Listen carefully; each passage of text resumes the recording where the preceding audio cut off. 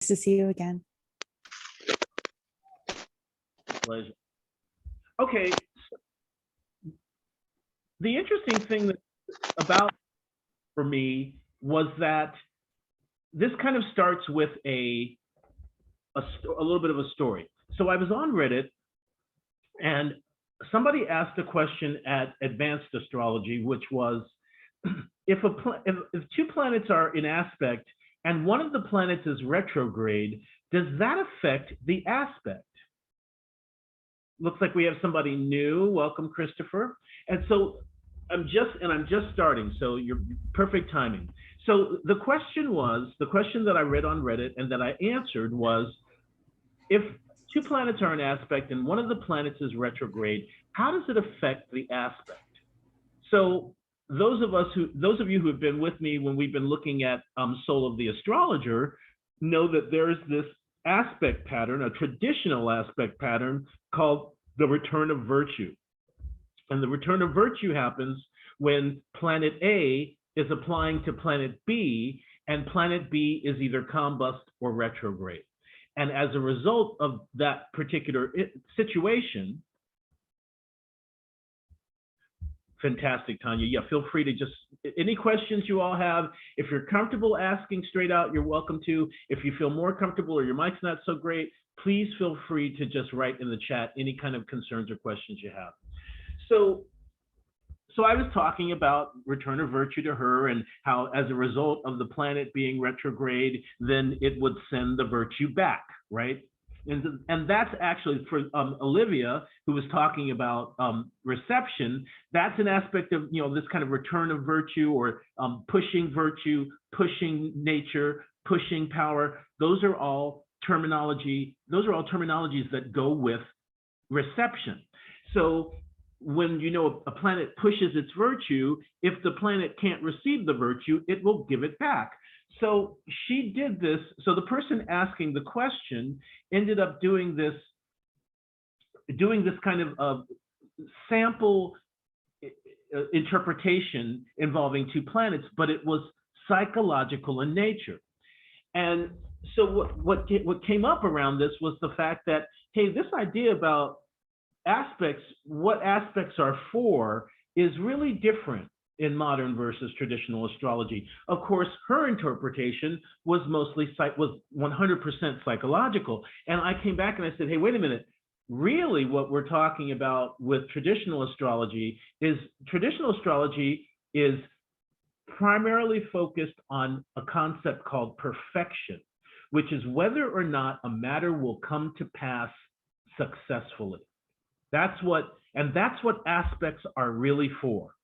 Thus, when we're looking at something like return of virtue, then what's happening is the return of virtue either signifies that, hey, the matter's going to be taken by the original applying planet, it's going to be taken over by them, and they're going to see it to the finish line, or it just can't happen.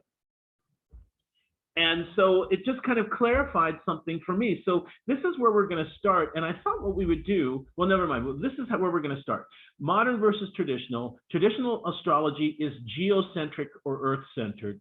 And the primary focus is on perfection or whether or not a matter will come to pass. Modern astrology is anthropocentric, person-centered. And the primary focus is on the discovery of self. And this is reflected in the focus on particular luminaries. Traditional astrology really focuses 100% on the moon. Modern astrology really focuses 100% on the sun.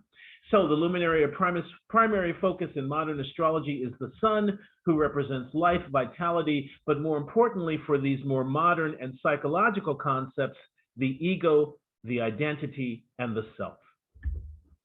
Now, however, the moon has this much more all-encompassing definition in traditional astrology. She essentially is the embodiment of Fortuna. And basically, within the moon, all things are possible because the belief is that superior bodies affect inferior bodies. And the superior bodies are the celestial objects, and the inferior bodies are us and the earth. And the moon, because she's closest, she transmits the celestial influence down here to Earth and thus makes things happen. So when she conjuncts Mars, we get into a fight. When she trines Jupiter, we hit the lottery. When she sextiles Venus, we meet our future wife. Things of that nature. So she is really she's not just our emotions and things of that nature. She is our mind, our non-rational mind, but she is this mediatrix between the celestial realm and the earth. And she is the cause of happenings, we can say. So we can already see the difference by which or through which we are looking at these aspects. So we're only going to look at 3 aspect patterns today. The T-square, as far as the modern ones are concerned, the T-square, the grand trine, and the stellium. And we're going to learn the term assembly because I'm going to bring that kind of into the thing today. So here's my first stricture. I do not believe that the aspect patterns should include the nodes, angles or other house cusps, chiron, asteroids, and the Arabic parts / Egyptian lots. And this is my reasoning why. In traditional astrology, all of the planets, the 7 classical planets, have orbs, what we would call an orb of influence. They're surrounded by an orb that precedes and follows them. And they also are able to project rays. So they have this orb that goes forward, and then they have these rays that project outward as well. And so when a planet is coming within the orb of another planet, it's reaching its rays to the planet, and that other planet is reaching back to it. And so for instance, if Venus and Jupiter are trining, Venus is aspecting Jupiter. She might be applying to Jupiter, but Jupiter is also mingling his ray with hers. When Venus aspects the nodes, that's all that's happening. The nodes aren't aspecting her back. The angles can't aspect your planet's back.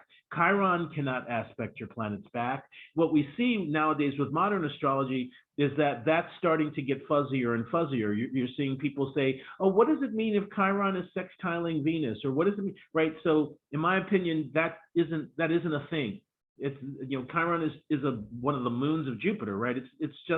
It's a rock in the sky. Now, we can attach meaning to any rock in the sky, right? Like we did with Jupiter, but that doesn't necessarily mean that it has the same amount of importance. And so I really don't believe that Chiron has the same importance or potency as a real planet, nor do the asteroids. Obviously, the Arabic parts are mathematical points, and so they can't make any kind of aspect. None of these things can make aspects, and none of them can rule a house, right? So one of the important things about when 2 planets come together is that there's a term called pushing management, in which the planets push their house rulerships onto each other. And that's one of the major aspects around aspects. So now we'll talk about applying and separating. So really quick, I'm just wondering, when you say angles, are you referring to the angles in terms of a quadrant system, as in like the ascendant point or the midheaven point? Exactly. Or the descendant. Okay. Yes. So the 4 angles, exactly. So the ascendant, IC, MC, or descendant is when I refer to the, let me go backwards. When I refer to the angles, that is indeed what I'm referring to. But as you can see, I'm also including all of the house cusps. So for instance, if somebody thinks that they should have a really good money thing because they've got Jupiter and Venus in a grand trine with the 2nd house cusp, that I would not deal with that. I would not accept that personally. Okay, so for applying versus separating, excellent question, thank you. For applying versus separating, the main important detail that distinguishes an applying aspect from a separating aspect is that the faster planet is coming to a slower one. The faster planet is in a lower degree of longitude than a slower. So for instance, let's say, and look, well, let's actually start up here first. This is called the Chaldean order, and it goes from slowest to fastest based on the 7 classical planets: Saturn, Jupiter, Mars, Sun, Venus, Mercury, Moon. Moon is the fastest, Saturn is the slowest. So let's say Moon is at 3 degrees of Gemini, and Saturn is at 7 degrees of Aquarius. That would then be an applying aspect because the faster planet, Moon, is at a lower degree of longitude in the sign it is occupying, right? The Moon is at 3 Gemini, so the Moon is at a lower degree of longitude than Saturn, who is at 5 degrees of Aquarius. Thus, that would then create an applying aspect. If Saturn is at 5 degrees of Aquarius and the Moon is at 7 degrees of Gemini, the Moon has now passed the exact aspect. An exact aspect is called a partile aspect. So it has passed the partile aspect, and after it does that, the aspect becomes separating. And you can see here how they have characterized it. An applying aspect is like one seeking what they want. And the separating aspect has been characterized as like one regretting a matter. In order to regret a matter, you have to do what? You have to look backwards. You have to look back, right? We don't regret what's coming forward. We regret what's happened in the past. Oh, I regret that I never told her I loved her. I regret that I never did try pizza with pineapple on it. Things of that nature, right? So separating is what's going out of influence, what's behind us, what is in the past. And mind you, once again, when we talked about this, perfection or whether a matter will come to pass, we're talking about all branches of astrology. So we're talking about horary, we're talking about electional astrology, we're talking about natal astrology. So in something like horary or electional astrology, election where you're choosing an auspicious time to do something, horary where you're asking whether or not something will come to be, then it makes a lot of sense that we're looking for what we want, right? We're seeking what we want. But in the separating, and that the separating would be almost null and void because it's behind us. It's what's coming that we're interested in. Now, how does this really work as far as natal is concerned? Now, Layla, I don't know who was here when Layla was already talking about what she felt, but I myself have two applying aspects in my chart, and I definitely retrospectively can believe about that, that these aspects are really the linchpin aspects of my life. Like they are the linchpin aspects of who I am as a person and what my life has kind of been about. And the separating aspects are definitely there. They're definitely kind of in the background. They're definitely working. You can certainly see them, but they don't have I'm finding, at least personally, and I think Layla feels the same way, and Anne Louise might be someone we can ask also, or some of these other people who worked with me, and we've talked about this applying versus separating, and my feeling about it, or my observation about it, is that really even the older astrologers believe that your closest applying aspect was considered a signature. So it was considered kind of the signature of your life path. So that might be something that we can come and look at later on in the class today, but but I just want to bring that. So just to know, to give you an idea of application versus separation. So when we first did this almost a year ago, people were like, oh, I've got Neptune applying to blah, blah, blah. And I was like, oh, wait a minute, we're not getting that. So this is really the key to it. This is really the system. The Moon can apply to all planets. Mercury can apply to everyone but the Moon, right? So if the Moon is at 2 Aries and Mercury is at 4 Aries, Moon is applying to Mercury. If Moon is at 6 Aries and Mercury is at 4, then they're separating. Venus can apply to everybody but the Moon and Mercury. The Sun can apply to the superior planets, Mars, Jupiter, Saturn. Mars can apply to Jupiter and Saturn. Jupiter can apply to Saturn, and Saturn can only apply to the outer planets. So this is something to write down, and then to also now look at your own chart and see if you can figure that out. And like I said, I'll put some time towards the end for us to come back and to go through that. Okay, so we're going to start with the T-square. So a T-square is formed, this is from a website, I think it's Astrology Dictionary or something. A T-square is formed when two planets in opposition both aspect a third planet by square. This third planet is called the focal planet. And this is my information. The T-square is a highly dynamic pattern that interlocks the planets into a relationship of constant challenge and often crisis.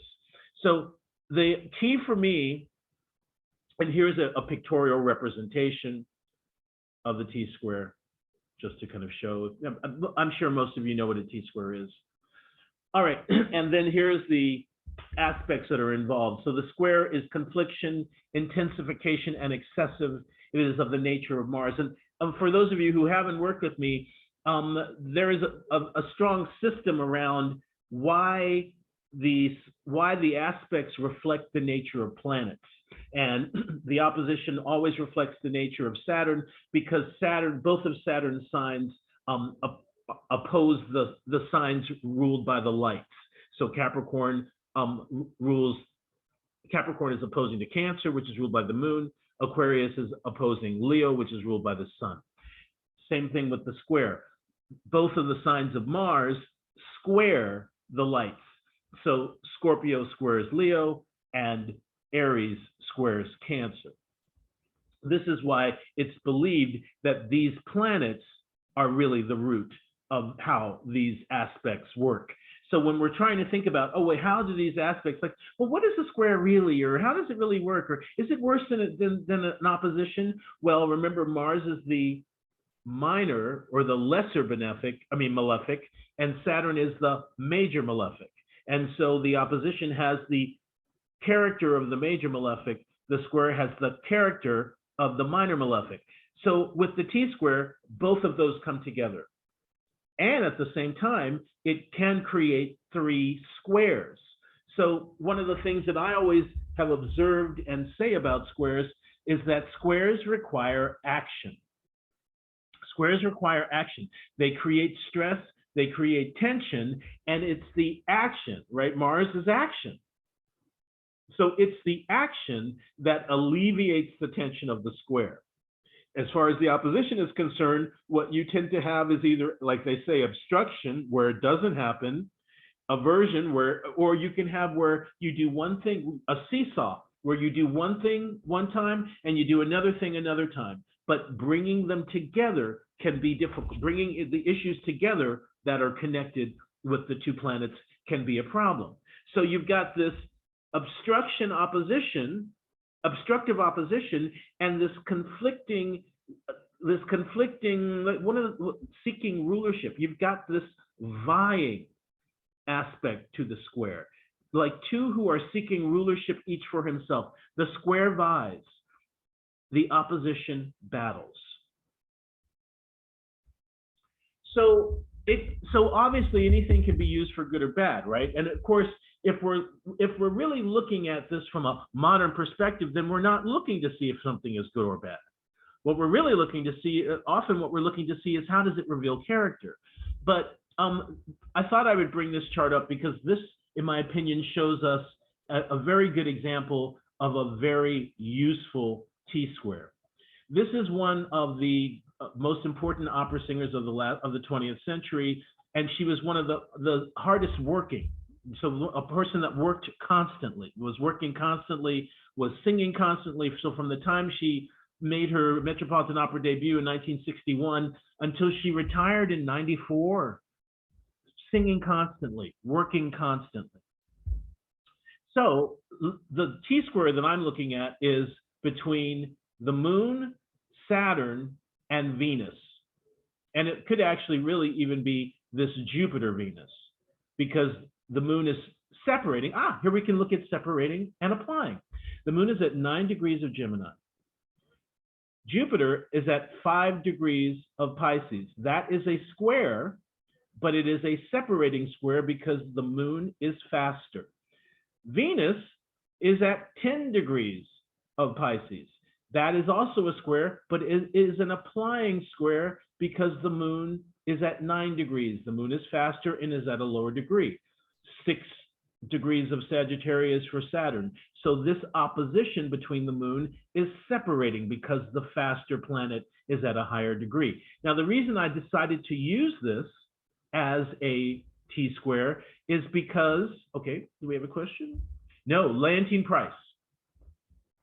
Is because we have here also what's called a translation of light, which we're going to talk about later. The moon is going from the Saturn to the Venus. So it will be translating the light of Saturn to Venus, and Venus is the next application. So we know that Venus is music, Venus is the arts. Okay, so this person is a musician and singer.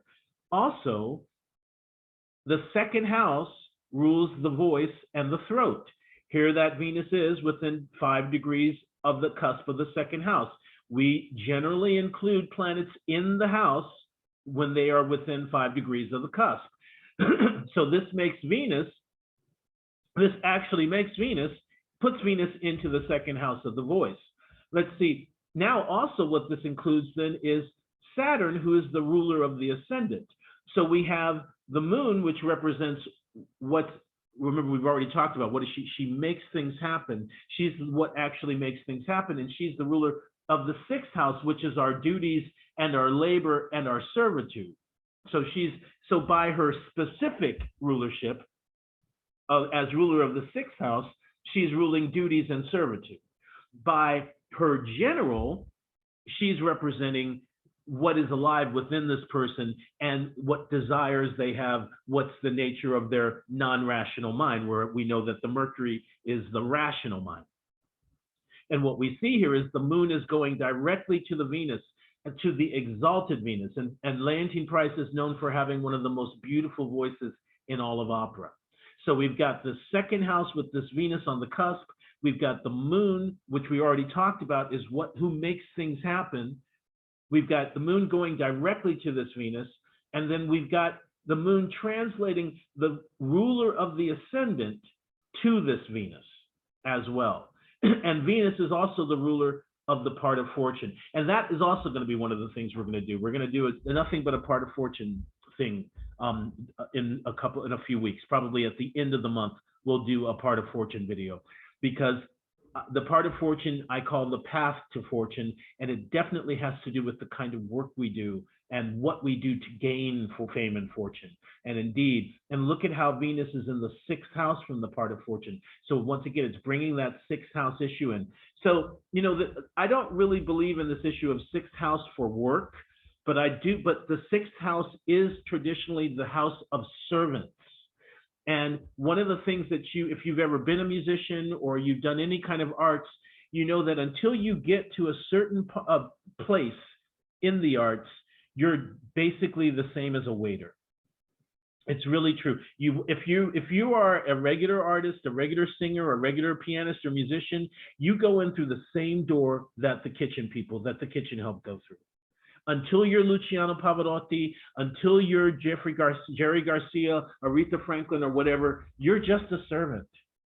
And it's a very interesting, as a person who did music for a really long time, it's a really, and who once was slinging hash while Phil Lesh was improvising on one fucking chord on stage at the Greek Theater in Berkeley. Servants and servitude is definitely an aspect of being a shall we say a musician or singer. So I thought this was a really good example of how on the personal level, this person, so we can see that this person is deadly serious, right? The moon, Saturn, this person would be deadly serious about some kind of Venusian, some kind of Venusian expression, that something Venusian that would need constant expression. And so this constant expression of singing can be like this constant roll that's kind of not R-O-L-E, but R-O-L-L, this rolling out of action that the T-square can represent. This chart, what did this person say? This chart said, I have a problem dealing with all aspects of life. Mental health, work. This person said, every aspect of my life is fucked. And so the T-square here, let's look at the numbers because we don't have numbers over here. The T-square that we're looking at here is between Mars, who's at 7 Cancer, and is the ruler of the ascendant. So this is another T-square involving the ruler of the ascendant. And I wrote an article about that, and I mentioned that when the ruler of the ascendant and the moon or the moon are involved in the T-square, that it affects them on the personal level, right? Because the moon is already the mind, it's already it's a co-ruler for everything. It's a co-ruler for the self. And then obviously the ruler of the ascendant is the self, is the person. So we already have a little bit of a clue. The ruler of the ascendant is in the sign of its fall. So there's already some kind of detriment or debilitation to what's going on. Then it's in opposition to a retrograde fallen Jupiter. So we have another planet in fall, and we've got the major benefic in fall and retrograde. And last week we talked quite extensively about how I thought retrograde kind of ends up acting. Now, of course, we just talked about the return of virtue, and this would indicate possibly a return of virtue, because the Jupiter is retrograde, so he would send it back to the Mars. Then it also includes the square to this Saturn. So Saturn is at 7 degrees of Aries, also debilitated. In fall, also retrograde. As a matter of fact, look at that. Mars is retrograde in fall, Jupiter is retrograde in fall, Saturn is retrograde in fall. So this person is having a problem functioning on all levels, is basically what they're saying. Mars is, yeah, but based on this, oh, I'm sorry, Mars is not retro. Sorry, thank you, Mars is not retro. Yeah, I saw it was, wait, it is retro. Oh, it's fall, not retro. Sorry about that. Thank you very much, Tanya. Not retro. So, but it doesn't need to be. It's already bad enough, right? It's already challenging enough. So it's challenging enough that Mars and Jupiter are opposing each other. One of the reasons that that's a challenge is because Mars and Jupiter are enemies. And then to have Jupiter being opposed by Mars, that impedes Jupiter. And then to have Jupiter being squared by Saturn, that further impedes Jupiter. Then to have Jupiter retrograde, that further impedes Jupiter. Then to have Jupiter in Capricorn in his fall, that further impedes Jupiter. So, and this person said that they were having problems with money, with mental health, and with family. Money, second house, mental health, family. Now, mental health, of course, the first house rules the head. And so the mental health would obviously have something to do with the Mars, but look at how the moon is at the cusp of the 6th house. The 6th house is the house of illness, and that also has to sometimes do with our mental health, with our, with the health of our mentation. And look at how that is at 5 degrees. So the moon is sextiling the Mars and is trining the Jupiter. So the moon is involved. It might be on some, it could alleviate. The moon is exalted in this chart, so it could alleviate on some level. But so what we can see here is that there is a lot of tension, a lot of buildup of tension, but unfortunately, the focal planet being Saturn here, it's not able to be it's not able to really kind of do anything. This being the fallen retrograde Saturn, that's paralysis. That's usually when I see Saturn, Aries retrograde, the person has to deal with major paralysis around issues because Saturn is already slow. So when he's already slow, and then he's in Aries, he's in fall, he's retrograde, he can't go forward. He's returning, he's going amiss. So this Saturn is very badly behaved. Matter of fact, Mars and Saturn are very badly behaved in these planets. So they wouldn't conform, they wouldn't work constructively in this particular situation. So we can see who Saturn rules what? The 3rd. Oh, it rules the 2nd by interception and the 3rd. Jupiter rules the 2nd and the 4th. Mars rules the 1st and the 5th in this chart. It would be the 6th naturally. So just something to kind of, the way to kind of look at this T-square, maximum tension, general opposition, major need for action. Major need for action, whether the action can happen or not, right? So we can see when we went backwards, oh, does it go back? Oh, I guess not.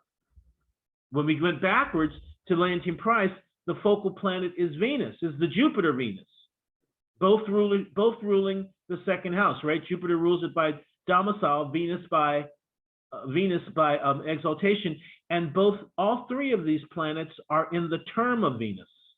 So Jupiter is even in Venus's term, so she might even have a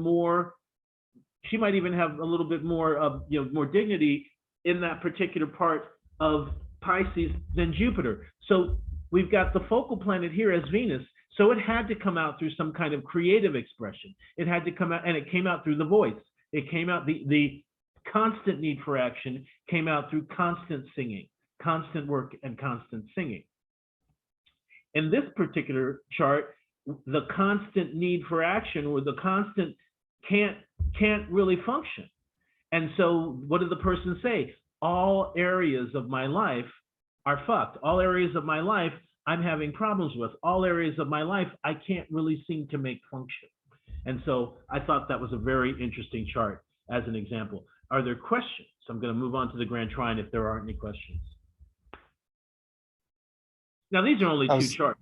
Yeah, I'm sorry. Going back, I'm wondering if you could maybe talk about the ascendant ruler and how that Mars being an aversion might cause further problems. Just wondering, it seems like there's no way for it to actually make sense or something. Well, I mean, so do you mean an aversion because it's in the 8th house? Right. So we talked, 2 weeks, what was it, 2 weeks ago, 3 weeks ago, we talked about the 8th house.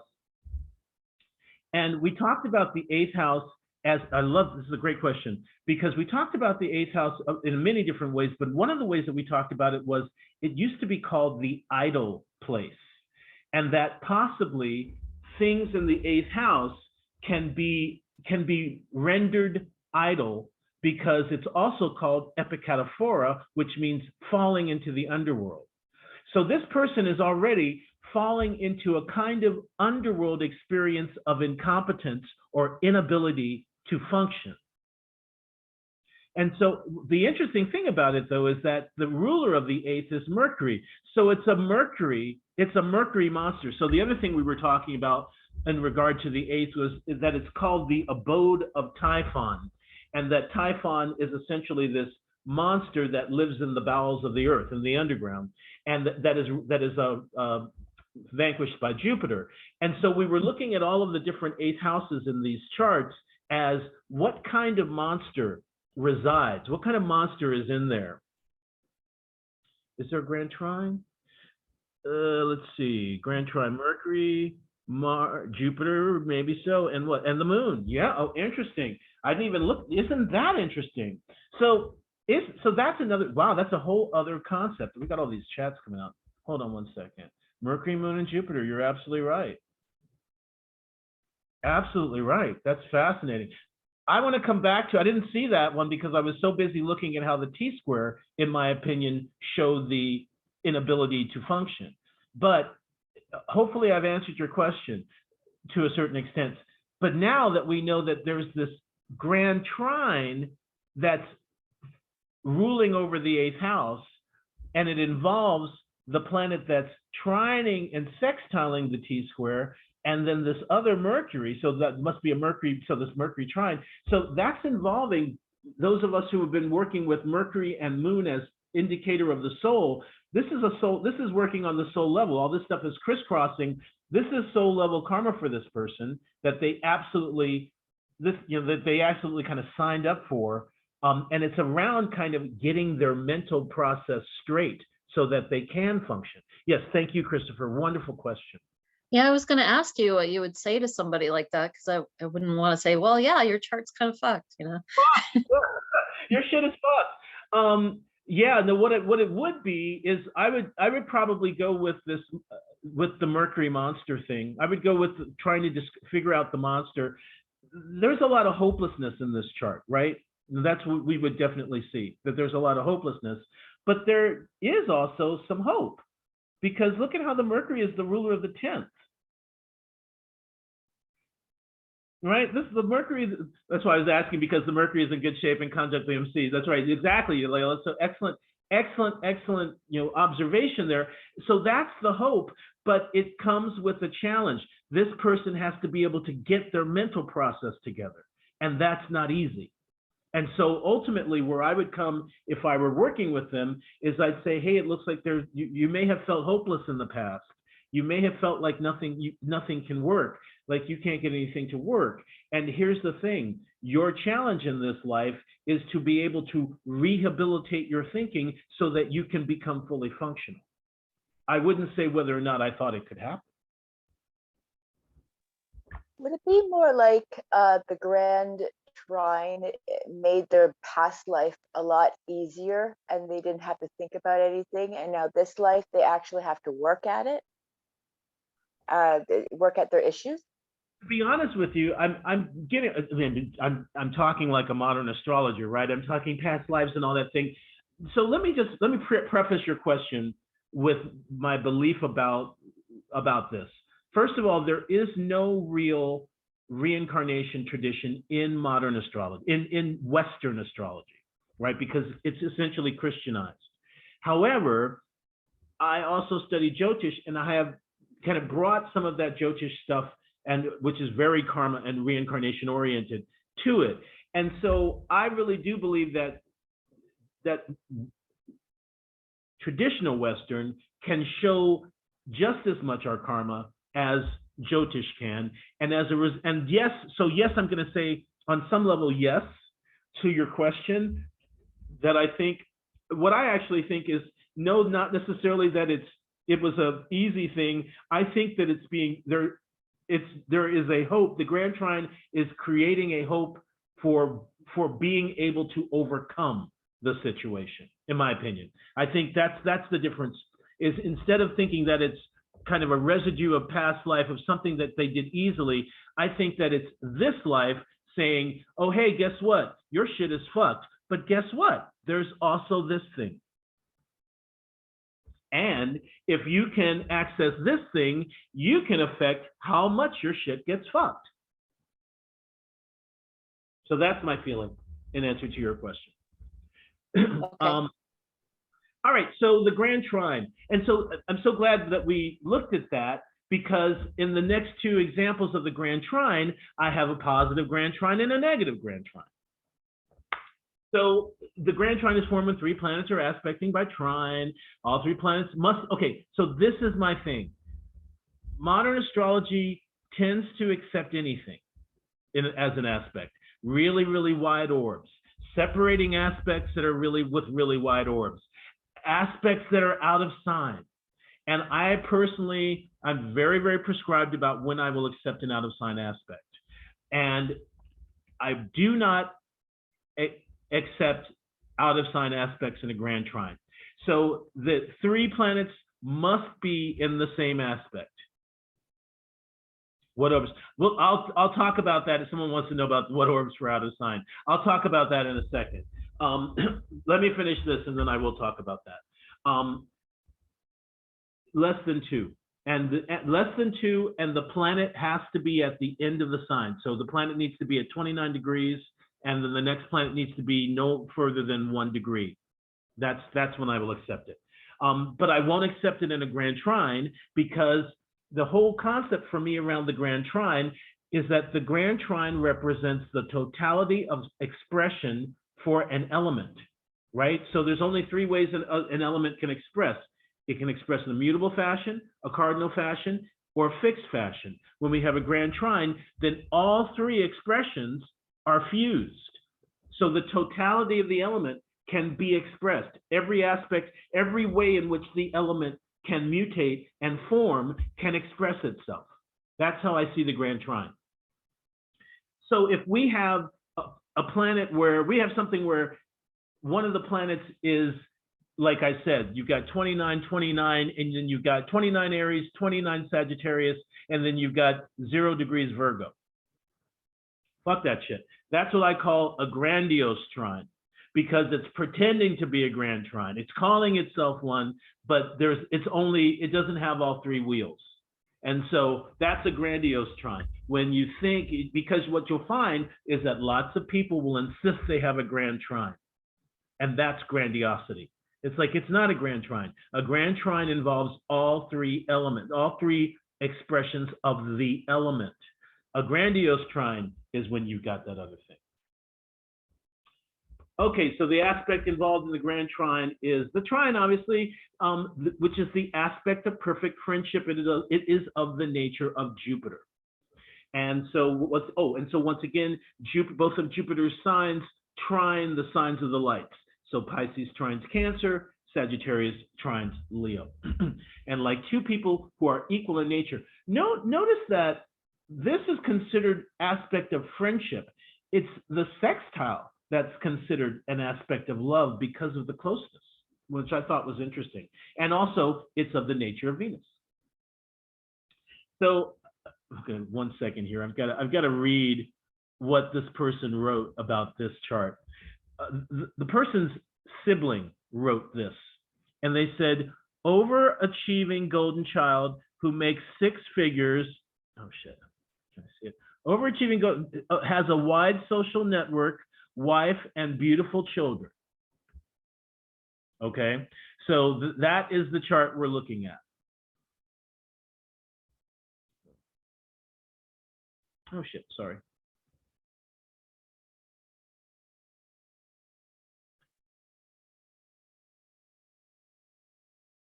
All right, so when I looked at this chart, I thought, why is it doing so well? You know, I mean, it's not that great. Of course, we've got the exalted planet in the 5th house, which is called good fortune.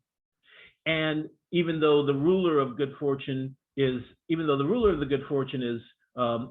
fallen, she's elevated in the chart. But I thought maybe that has a little something to do with it. But then I saw that there is this Mercury, Saturn, Moon involvement. And I thought, maybe that has something to do with why. Now, we know that it's not involving Venus, but we also know that the Moon can take over as the ruler of Taurus. Since Venus is fallen, she can't 100% fulfill her obligation as the ruler, right? She's a little weak to be able to really give the pleasure, to give the pleasures, to give the gifts, to give the donations. But this Moon is plenty strong enough. And the Moon is also just leaving the trine to this exalted, even though combusted, but to this exalted Mercury. And, oh, wait a second, I didn't even see that it's, the sun, it's really Moon, Sun, Saturn. And the sun is ruling, interesting how the sun is ruling this, is it the 8th house, I guess it's saying, but so this is a chart that we should be looking at whole sign. And unfortunately, I don't have their information because I got this from Reddit. But this is a chart we should be looking at whole sign. Now, of course, if we do look at it whole sign, then the Moon rules to the 6th house, doesn't it? But then all of this stuff moves to the 10th. And Layla, weren't you the one talking about why whole sign? Whole sign because of how big some of these houses are. That's one of the reasons I was thinking that it might be not necessarily a bad idea to look at it whole sign, but it doesn't have to be. But I mean, we should be able to work it either. We should be able to work it both ways. I mean, as those of you who've worked with me before, I always say that I try to look at everything first from the quadrant chart and then get the confirmation with the whole sign chart. Right? Yeah, Layla, you were the one that started with, right? You were the I remember. So wow, it's so nice to have you back. It's been such a while. I've been thinking about every damn class. That's absolutely true. I've been thinking about you and wondering how you were. So I'm so glad to see you. All right, well, so the sun then rules the 8th, right? It's intercepted in the 8th, but it could have been a ruler of the 9th. It could have been a ruler of the 9th. The Mercury could be the ruler of the 10th. The Venus could be the ruler of the 11th, right? But she's the ruler of the 10th. The Mercury is the ruler of the 9th. The sun has the 8th.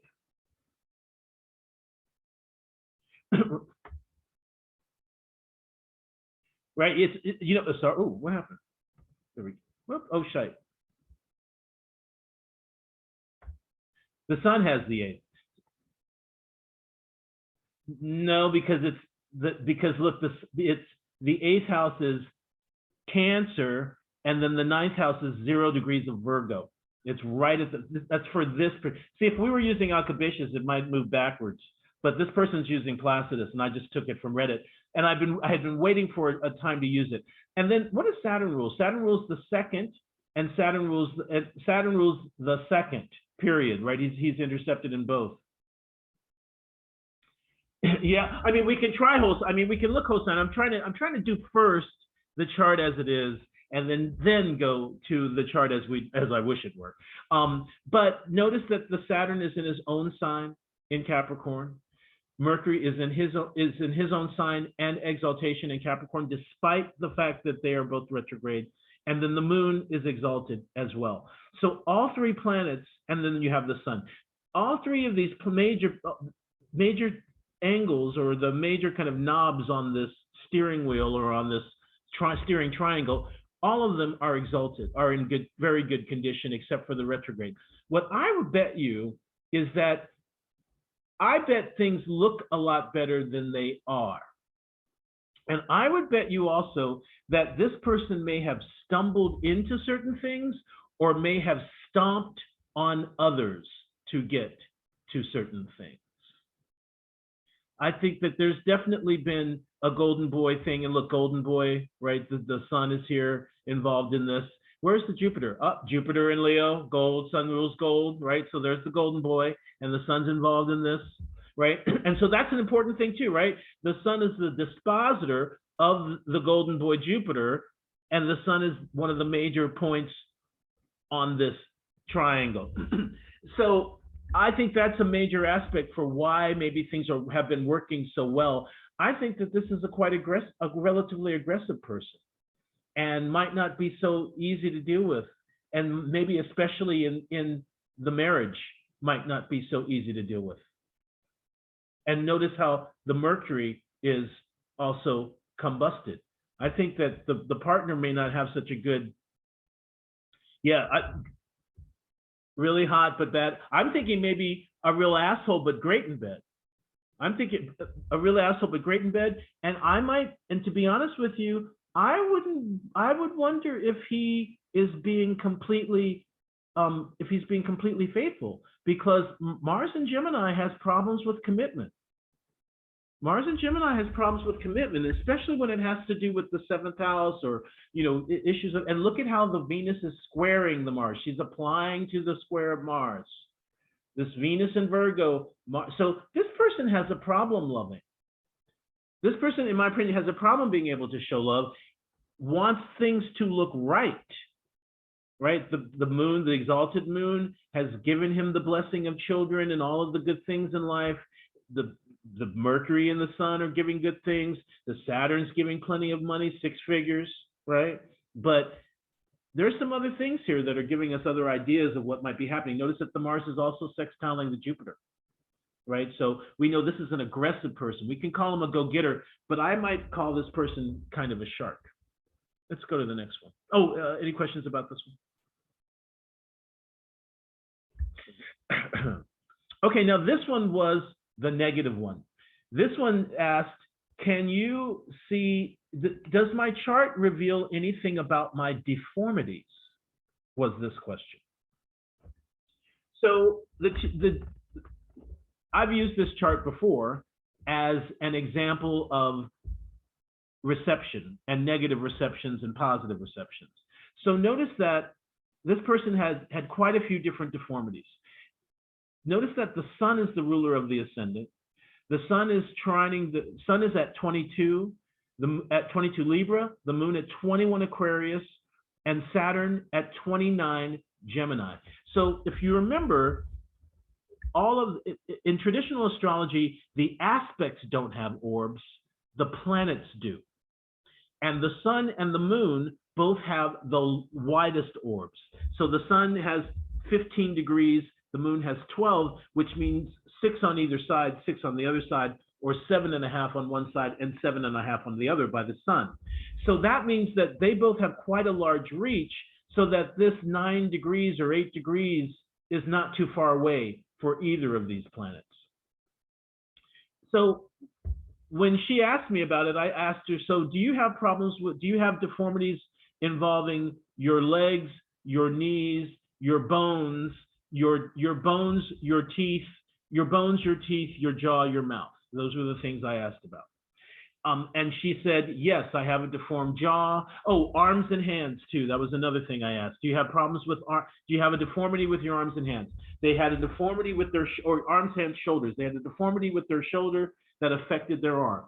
They had a deformity with their leg, and they had issues with the knee. They had a deformity with the bones, where they had issues with the bones, where the bones were had grown in a deformed manner, and then they had issues with the bones of their jaw, which affected their teeth and their and gave them this major underbite.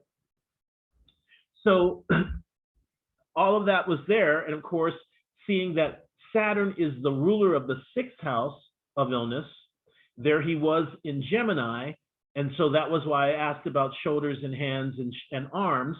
And then the fact that the moon, so here we come to something, we come back to this concept of the moon being the mediatrix and the moon being the thing that makes things happen, right? And who she touches is what she makes happen. Notice that the moon in this chart is working for Saturn, and she's working for Saturn, and she's also aspecting the ascendant. Not only is she aspecting the ascendant, she's aspecting the ruler of the ascendant. She's applying to the ruler of the ascendant, and both the ruler of the ascendant and the moon are applying to Saturn. So the body, right? The 1st house of the ascendant is the body. The moon is the co-ruler for the body. The moon is the co-ruler for all things, right? So and in this particular instance, she's working for Saturn. She's working for the ruler of the 6th, and she's affecting both the ascendant and the ruler of the ascendant. So here's a place where the grand trine is calamitous. The East, because remember, they don't use the term good and bad aspects in traditional astrology.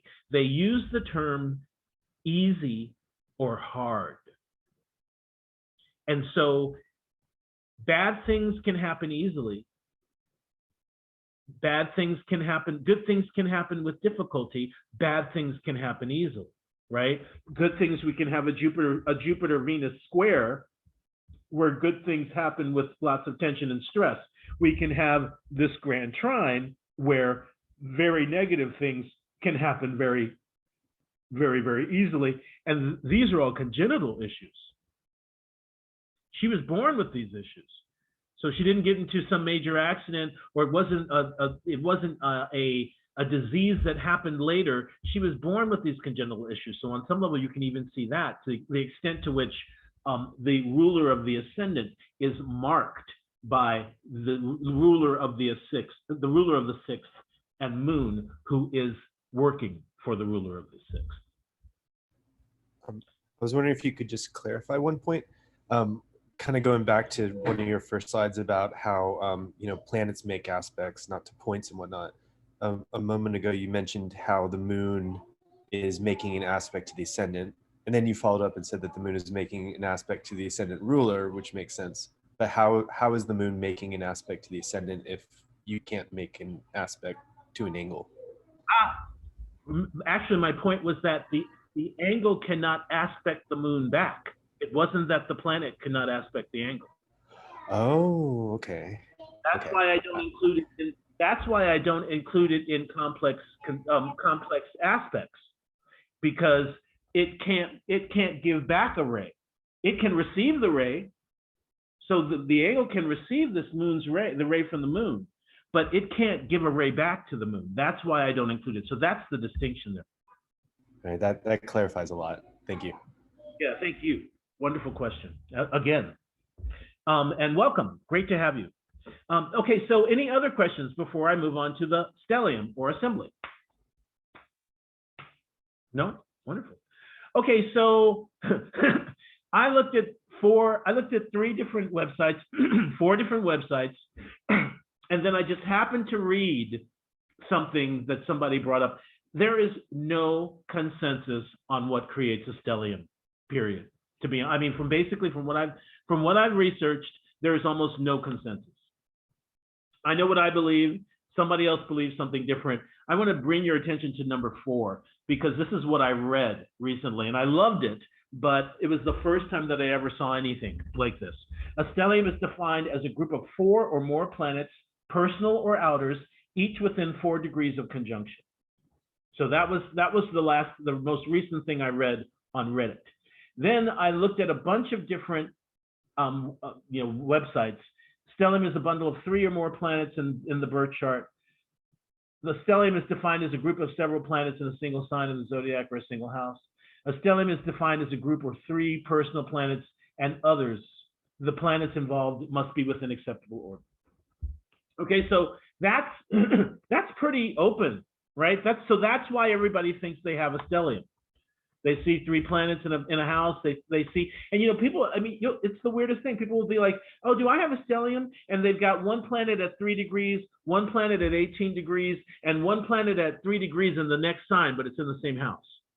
Is that a stellium? And it's like, hell, it may as well be based on these fucking definitions, right?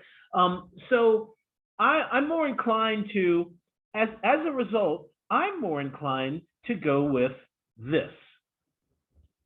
This is from the 10th century, 9th century, 8th century, and it's basically, they use this term called assembly. And the assembly is if planets meet in one sign, especially if there were less than 15 degrees between them. So ultimately, instead of an assembly, what I would love for us to start adopting, instead of the stellium, what I'd love for us to start adopting is this concept of an assembly. Right, an assembly instead of a stellium, because that gives us a parameter in which things can work, right? So we know that we want all of the planets to be within 15 degrees of each other, and I like that very much. And then we don't have to worry about. Then we can figure out who is applying to whom, right? Because more than likely we've got planets applying and separating, obviously, generally. So, and then we can figure out also based on what planets are there, who's the most important, right? Because one of the things that nobody ever talks about with stelliums is, how do you know which planet is the most important of them, right? Or which planet is dictating the stellium? Obviously, the sign is dictating the stellium to an extent, but it's the planet that if you have let's say it's an Aries stellium. You've got Mars, you've got Jupiter, you've got Venus, you've got Mercury, you've got Uranus. Who's the most important planet in that stellium? Mars, because he's the ruler. Right, Mars, because he's the ruler.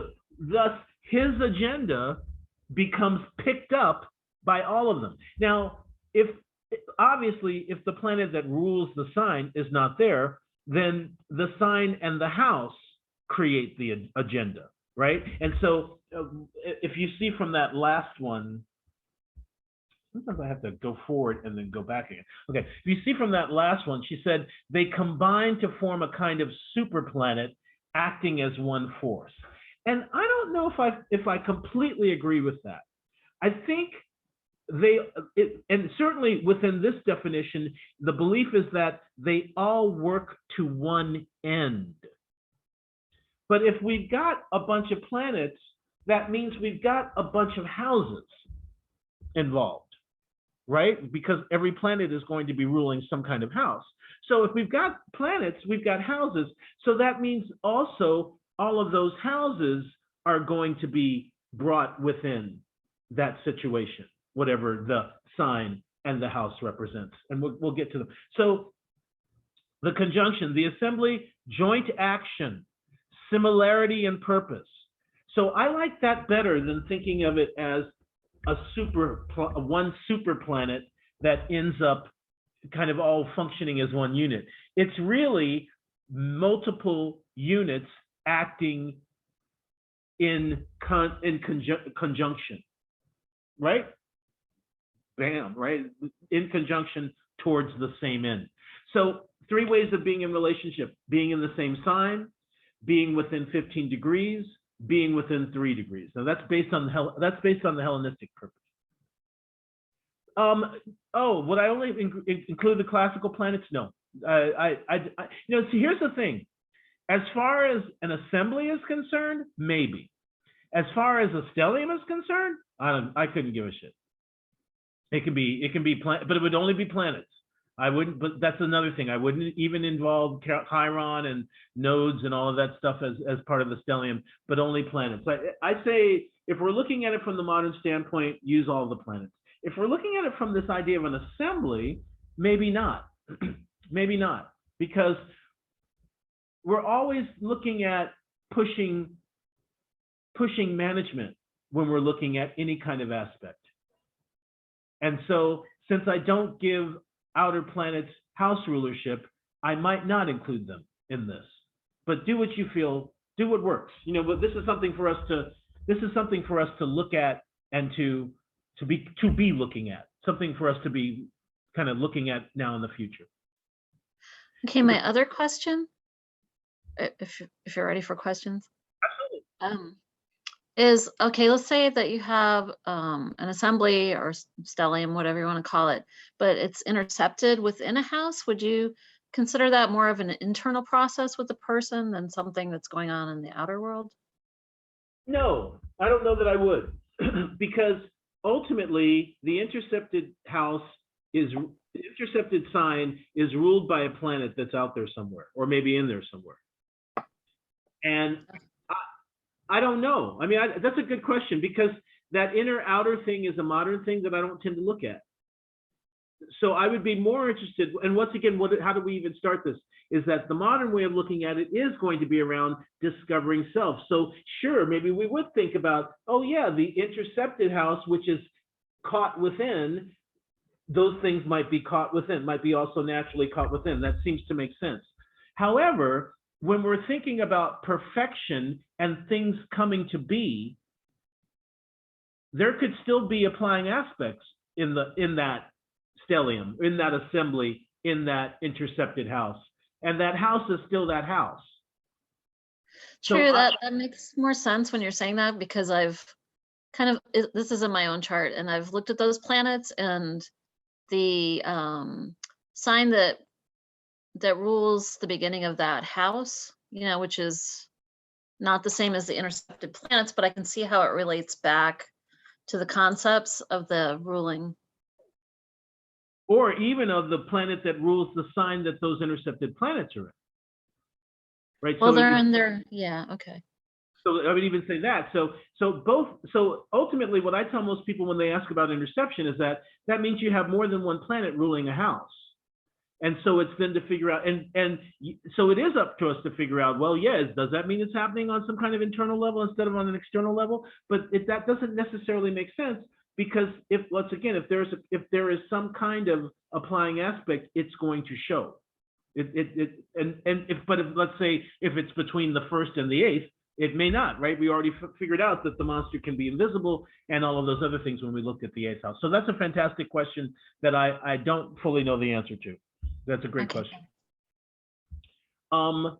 So conjunction is of the nature of Mercury and is a union, cooperation, or suppression. That's interesting. Of course, in the suppression comes as a result of combustion, or if a planet is bodily with the malefics, right? So that's where the suppression can happen. So for example, bodies joined with the sun are combust, burned up, blotted out. Sun absorbs their natures. All the stuff that we've talked about when we talk about combustion. The effect of the conjunction of the other bodies with each other depends on whether the conjoined bodies are superior or inferior. The superiors dominate the inferiors. And note that Saturn and Mars are inferior planets to Mercury, Venus, Sun, and Moon. Right? So if you've got Mercury and Mars together, you've got Mercury, Saturn together, then Saturn and Mars are taking over those planets. The planet with the greater dignity in that sign degree dominates the other as well. Obviously makes perfect sense. And bear in mind that the slower moving planets generally dominate or hurt the faster moving ones. That's great information down That gives a lot of information. So that gives us another way of also kind of looking at assemblies, because we can see that, let's say the assembly is Sun, Moon, Mars, Jupiter, Sun, Moon, Mars, Jupiter, Saturn. Right. So the Saturn is able to dominate almost everybody in that assembly. So, and let's say it's an Aries. Mars is there, so he's strong, but Saturn is slow and is heavy and is superior. So he can exert a lot of influence. So there we would know that in that particular stellium, there's going to be that bashing heads of tension of action and reaction, action and stopping, action and what is it? Cooperation and suppression. Action and suppression. We're going to have that with that kind of Mars, Mars and Saturn in Aries in some kind of thing like this. Now, this came from Reddit as well. No biographical information or anything, but they just said, hey, can anybody tell me about my stellium, about my Capricorn stellium? And this person has Mars, Venus, Sun, Neptune, Mercury, and Uranus.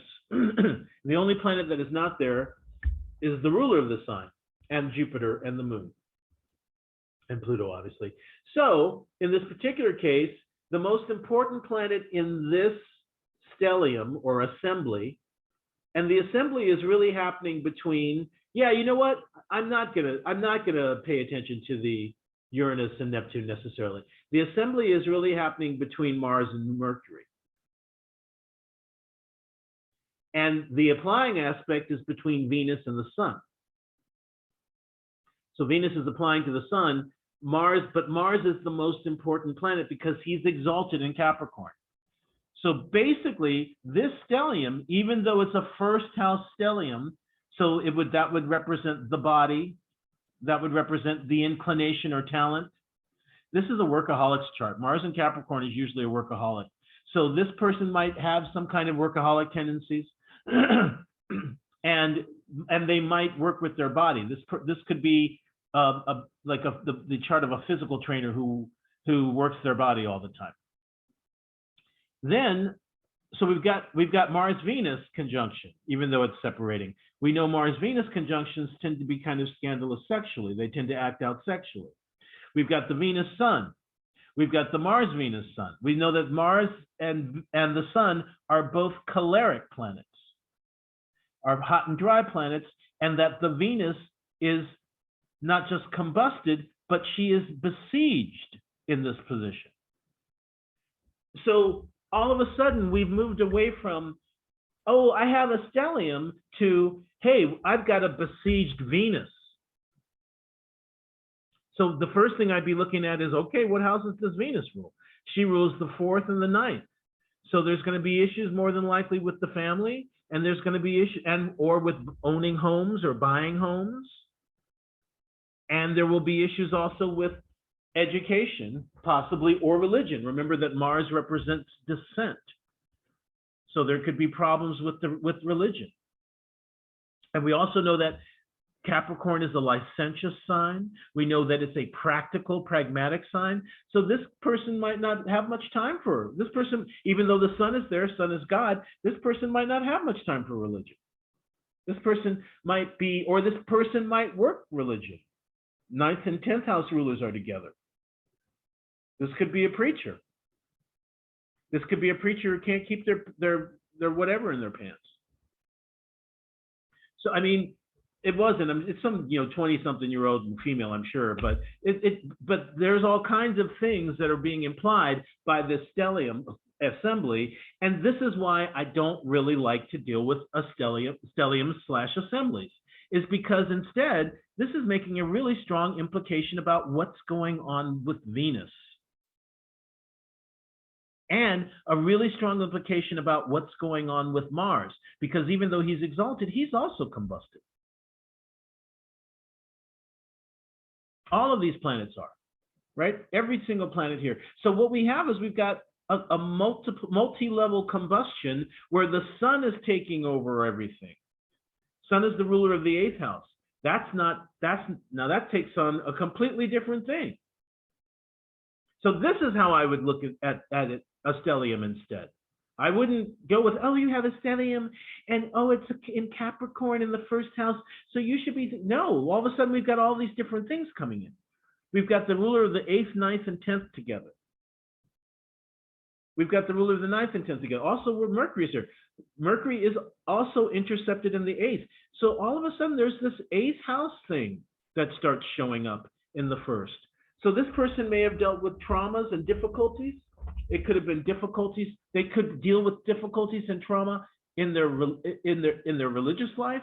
They could deal with it in their work life. They could deal with it with their bosses or people, the king, whoever's the king in their life, right? Because the sun is the ruler of the 8th, but he's also the king. It could be, you know, when Mercury is the ruler of the 8th, it can be thoughts that are terrorizing us, thoughts we terrorize ourselves with, or that send us down. Oh, sorry.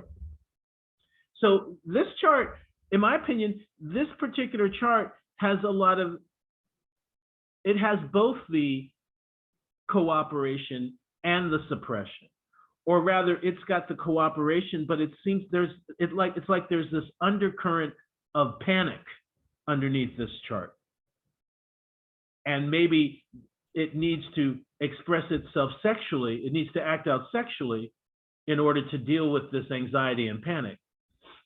Mars, Venus, and Capricorn, that's going to be very sexual. It's going to be very sexual. So this person should be quite sexual. All right, so that's how I would look at this stellium.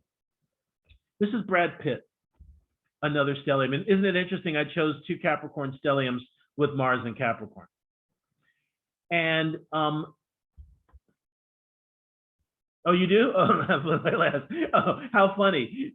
And of course, and the Mars. Where is the Mars in the other one? The Mars is at 14. The Mars is at 10.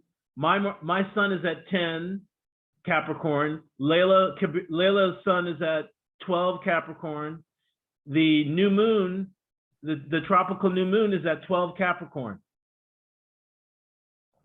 So the new moon that just finished, that just ended, is at 12 Capricorn.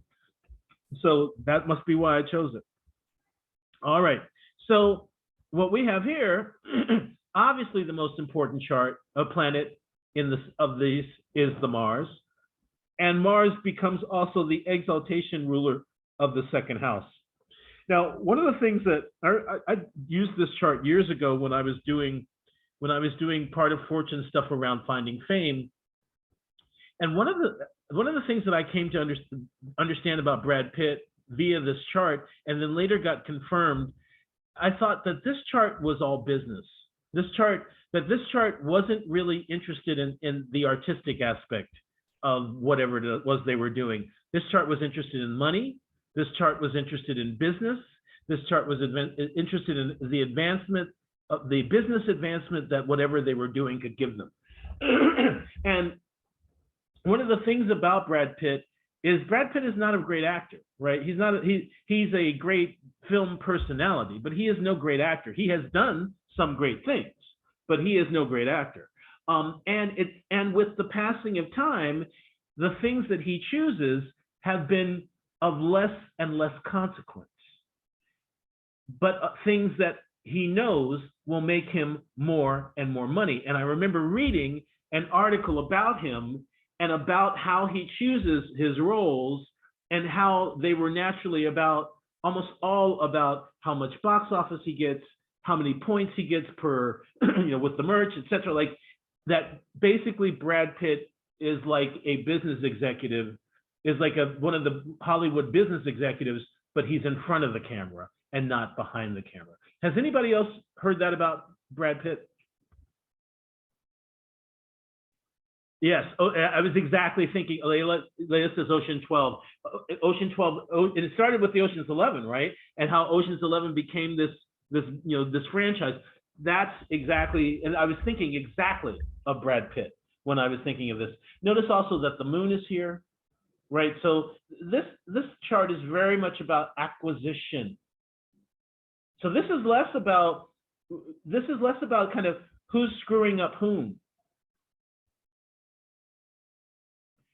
him trying to revive a recording studio in France by investing in it, more than likely, right? So he's Mr. Business. He's Mr. Business Investment, and so that he was one of the, if I'm not mistaken, Brad Pitt was one of the first movie stars to make his name a corporation, to incorporate himself as Brad Pitt Incorporated. That was the other thing. Brad Pitt is one of, like, he is, if he's not the first, he's like one of the pioneering group of people who basically created a company called Brad Pitt Incorporated, and everything is charged to that. That's another perfect example. It's hard to read this extra. So what we have here is a little bit different. The assembly is between Mars and Venus, right? It's within 15 degrees. But what's really going on here is this moon applying to Venus. So yes, I mean, I saw one of the very first things Brad Pitt did, and he was wonderful in it. I mean, I think that he could have been a good actor. Like if he had really been into honing the craft, if he had been to craft, that would be different. But this person isn't really into craft. This person is into acquisition. And this person is into the pragmatic steps towards acquiring the most. And so as a result, what we have is the Mercury isn't interested in using my skill to make me a better actor. It's into using my skill to acquire more fame, to acquire more, to climb the mountain, right? Because the Capricorn is the mountain goat. And it's not just of success, it's of status. This person wanted to be a star. This person wanted the status of stardom. And this person wanted to do whatever was necessary to become a star. That's not everybody's case, right? That's not everybody is based really into being a star. There are real actors who become stars, right? This person was set on being a star. This person was set on climbing. Okay, I'm going to move to the, okay, really good. We have a thing here. Funny story, my high school debate teacher debated against him in high school. He was a debater, not a theater kid. What do we also tend to know about debaters? Almost all of the kids that were on my high school debate team are making six figures now. Almost all of them are high-level business people. That's a fantastic, so, and look, the combative aspect, because remember, Mars is the exaltation ruler of Capricorn. So the competition, and also, you know, when I look at the Orphic hymns to Mercury, they talk about how Mercury loves competition. That's something I would have thought with Mars instead, because Mars is fighting, right? But that Mercury is the gymnast who loves the competition. And of course, Mercury rules the tongue. So naturally, he was going to kind of gravitate to something where it's speech. And obviously also the second house is speech. So, and Mercury is there. So he was going to gravitate to something where speech was involved. Okay, so traditional aspect patterns, I thought, so this consideration is from Bonatti's 146, 46 considerations. And so it is of the causes of things. And if you remember when we were working with it, the fourth consideration is the first consideration that talks about delineating a chart. The first three considerations talk about other things you should, like, oh, is the person really serious about their question? Are they, you know, be careful about this, be careful about that. But when we come to the fourth consideration, we're now talking about what we're looking for when we look at a chart. And as you can see, the fourth consideration is of the causes of things helping matters so that they come to be and are perfected, and those which prohibit matters so that they do not come to be, nor are they perfected. Okay, so there we go. We got the difference between them already perfectly encapsulated within this consideration. And so there were 16 ways, and 16 of those ways included what we would call, and well, what we would no longer call an aspect pattern, but what was considered to be an aspect pattern before. So translation of light happens when planet A and planet B are in applying aspect, and planet C is faster than planet A and is going to reach planet B first. I will show you that in an example. Okay, so here's a translation. So Layla Akbar, you remember when we were looking at the Bonatti and they were talking about how the moon will only translate what she's given. So Exactly. remember that? So there's a distinction that was made by Bonatti around translation of light. And Christopher, I'm wondering if maybe you are familiar with this as well. When he talks about planets in translation, he just says, you know, a planet translating to another planet will translate.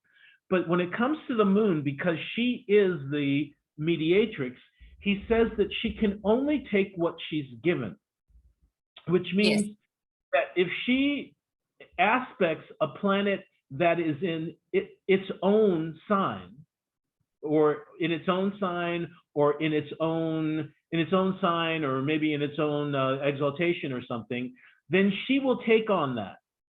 And then she will only give it to another planet who's in its own or her own dignities. So I thought it worked in this chart, but it actually doesn't. But notice how the moon was separating from the Mercury here, who's in Virgo, right? And then the moon would go next to the Mars, and then she would go, no, she would have gone next to the Mars, then she will go to the Saturn, but she wouldn't translate to any of those people. The only one she would translate to would be the sun, because the sun's in his own sign. So this is an example of that, of what he's talking about. So Bonatti would have looked at this chart and not said, oh, she's translating Mars to sun, right? Which is basically what's happening. She's separating from the Mars, to Saturn. She's separating from the Mars at 18. She's at 22. She's applying to the Saturn at 23. So technically, she should be translating Mars's energy to Saturn. But based on Bonatti, she's still holding Mercury's virtue, and she's not going to give it up until she gets to the sextile of the sun, and she'll give it to him. Now, did I make that too difficult for anybody, bringing that distinction in, or do you have an understanding of what I'm talking about with this translation? So if we were just talking about Mars translating to Saturn, then we know that Mars rules the 9th, Saturn rules the 7th, and the moon rules the 12th. So there is no connection between Mars and Saturn, right? But the moon would give there one. So that would say then that some 12th house, maybe some hidden enemy, might bring a connection between your wife and between your marriage and either religion or education, right? Sometimes when I would see something like that, if they were an aspect, that would be different, right? But I wouldn't really see that as happening. What I think is happening is, look, we've got this Mercury-Saturn square, opposition rather. And I think more than likely what's happening is they're bringing this Mercury financial problem to marriage, right? Because Saturn's ruler of the 7th, Mercury's ruler of the 2nd, they are in aspect, and so, oh, there's the T-square. So the tension is around marriage and money and self-undoing and stuff that I do that I shouldn't do, right? And it's stuff that I shouldn't do that's around money, because the ruler of the 2nd rules the moon here too. So this person might do things like dream away their money, or have dreams around money that affects their relationship to the negative, right? Because it's Mercury opposing the Jupiter. It's my money opposes my marriage, or my money opposes my spouse. And what I do with my money, what I do with my money, Mercury is the ruler of the 2nd, ruling Gemini. Moon is the ruler of the 12th house of self-undoing. This T-square could have a lot to do with the behaviors that I engage in that affect me financially, that create tension in my marriage. So that's how we could maybe see that particular translation of light. And notice also here that if we were looking at this as the moon will only translate to the Jupiter, or to the Saturn, I mean to the sun, so sorry, then we're bringing the ruler of the second to the ruler of the first by sextile with the ruler of the 12th. So they're having, this person is doing something or thinking some kind of way about their money that is creating issues and problems, that's creating issues. They probably are making money okay. Where's the part of fortune? Oh, it's the sextile. Okay, moon to sun plus 4. So 60 plus 4, 25 plus 4 is 29. So 29 degrees of Libra. And oh, look, there, the Venus is combust. So there are financial issues in this chart. Oh, I do use overcoming. Not all the time, but yes, indeed. So you're thinking about how the moon is overcoming the Mercury? Layla?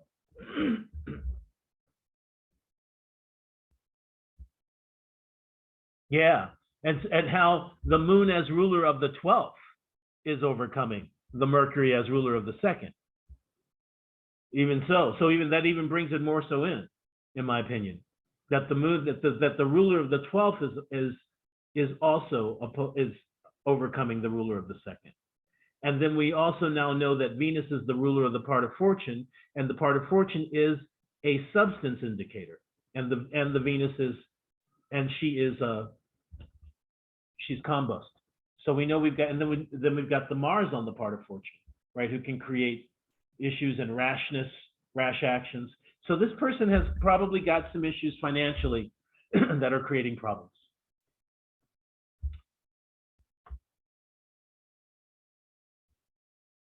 Oh, Christopher, thanks so much for coming. Thank you. Please come back next week, and this will be on the YouTube channel and etc. So happy to have you. Thank you so much. Your questions were fantastic. All right, so this is the next aspect pattern, which is called collection. Oh yeah. So go ahead, Lila. Ask me your question. Oh, do I use non-Ptolemaic aspects and patterns? No. And so you know what, I didn't really have time to look at the yod, which I kind of wanted to, because to be honest with you, I don't really think it's a real thing. As a matter of fact, last week we were talking about how I want to create a video workshop called "Why Ruin a Perfectly Good Sextile with a Yod." I don't really get. I'll be honest. I myself have never used the lower, I've never used the what do they call, the minor aspects, and I've never really had cause to. I haven't, like, I don't really think, I mean, based on how I've been working for such a long time, I haven't really felt like they add more specificity. And one of the things is that I'm really into specificity. I'm really into trying to be as specific as possible. And I've really been able to be as specific as I want to be just with the Ptolemaic aspects and just with the 7 classical planets, and maybe using the outers here and there. And so I always look at things as a challenge of, can you do it without using those other things? Can you do, and then if you can't do it with those things that you have, then let's look to those other things, right? You know, is the quintile representing your talent, or is the planet in your first house representing your talent? Which represents it more? Do I need to look at the quintile? No, I don't think I do. I can look at the planet in your first house, and that will tell me just as much about your talent. You see what I'm saying? Same thing with the inconjunct. It's like, inconjunct sounds a little bit like sometimes like it acts like a minor square. I'd rather just look at the square. Harmonics, that's a different thing, right? And so if we're dealing with the harmonics, then there's a whole area. I think that's what is that evolutional astrology, where they've been looking at the harmonics and looking at the minor aspects in the harmonics. Oh, the quintile is the 5th. I think that is evolution. So, and in those, they're using that particular thing. But understand, harmonics have been used forever. Like in Jyotish, we use them all the time, and we never even think about minor. We don't even think about aspects. We only think about the regular graha drishti. So as far as the relevance, in my opinion, that the harmonics have to the actual divisional charts, I don't think it's as much as we would necessarily think it has to be, understanding that at the same time they're based on that angular, on that angular relationship, but not necessarily. But I don't necessarily think that they, like the fifth harmonic, it reflects the quintile or whatever else, because otherwise, think about how mathematical the Arabics were, the Arabs were, the Persians were. The astrology that we're looking at is, and the Jyotishis, if they wanted to kind of involve that on top of things, they would have, and so as far as I'm concerned, the jury is out. Okay, so collection. So this is when you have 3 planets at least, and look, actually, the best way to describe it is to look at the bottom. So notice that the Saturn is at 26 Leo. So it's at the highest degree. You've got Mars at 18, you've got Jupiter at 21, and then your fastest planet is Moon at 23 Aquarius. So the Moon is going to oppose the Saturn, and when she does, she's going to bring the light of Mars and bring the light of Jupiter to Saturn. Now, of course, this is if we're not using the Bonatti distinction, right? That's if we're not using the Bonatti distinction.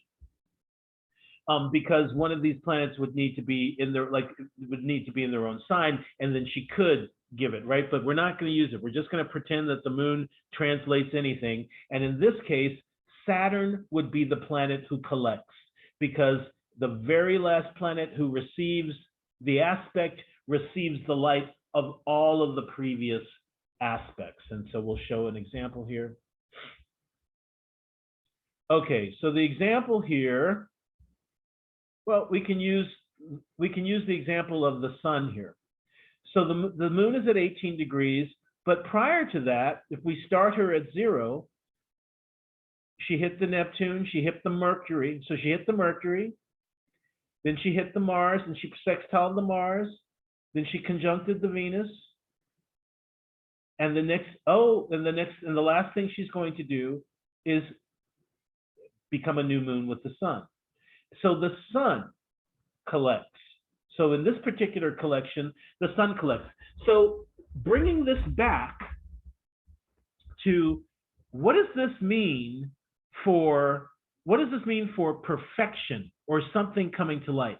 If this, or something coming to happen.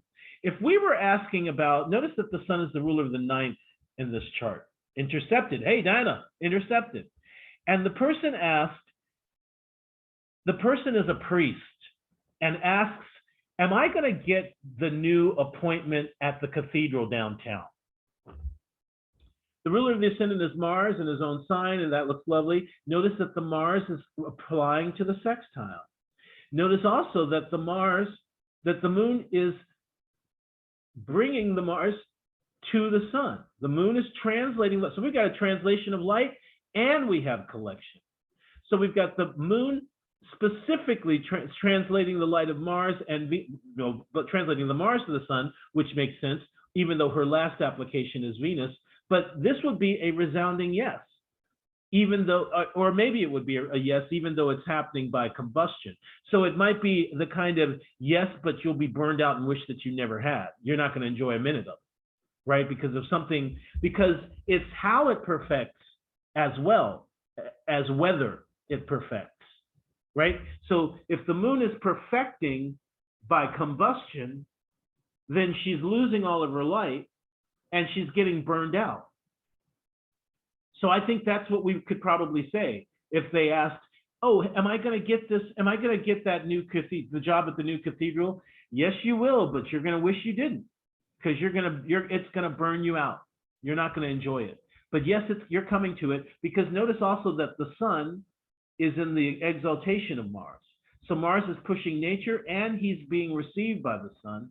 And then the Moon has just left, well, not just left, but the Moon has given the Mars, is giving the Mars to the Sun as well. So and he's giving the Venus, and she's giving the Mercury. So and the Mercury rules the 10th, which would be my my work. The Venus rules the 11th, which is my future wishes and hopes. And the Venus rules the 6th, which is bad fortune and things not going the way I want them to. Right? So the Mars rules the 5 and the 1. Or rather, it could also be like, for instance, there could be, once again, the king. So it could be the bishop. He would maybe be moving to a diocese where the bishop is a fucker, and the bishop burns him out, right? Or even where the religion itself burns him out, where while he's there, they have a crisis in faith.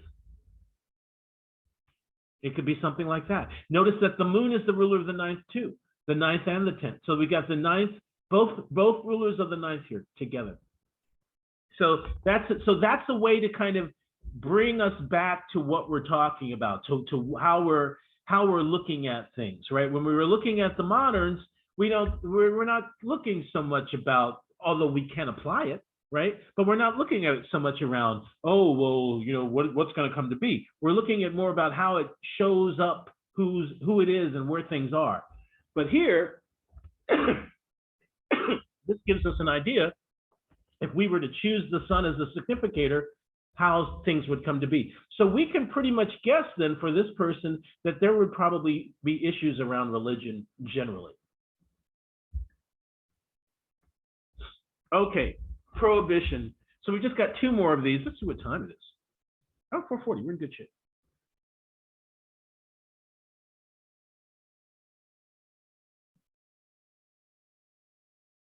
There we go. All right.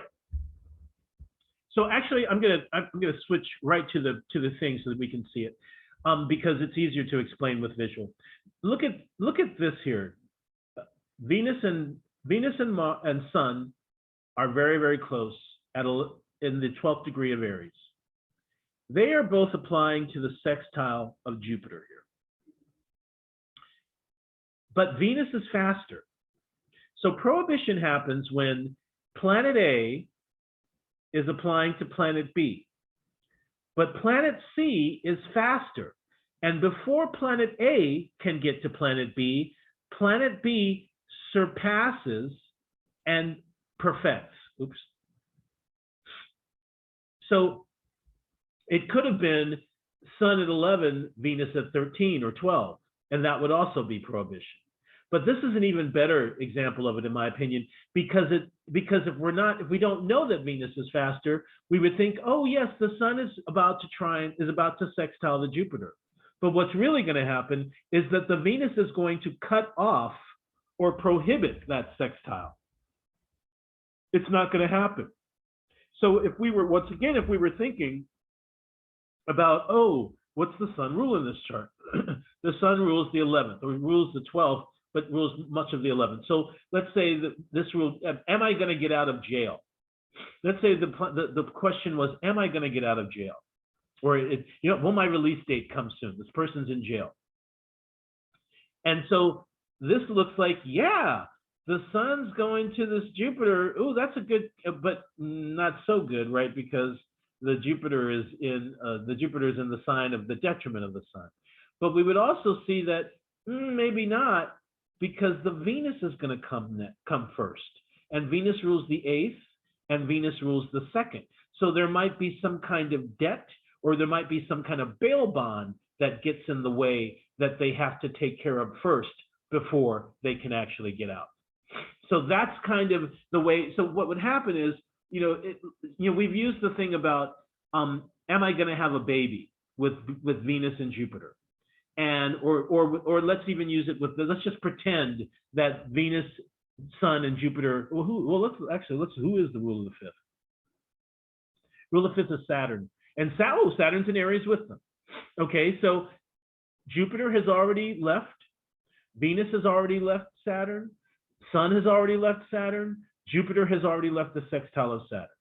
So we can already see from this chart that this might be a chart that might not have children. This might be a chart that may have difficulties having children, because look, we've got sterile signs on the ascendant. We've got Mars there. And remember, when we have Mars in the 1st, 7th, 10th, or 11th, that can be no children. Saturn in the 1st, 7th, 10th, or 11th, that can be no children.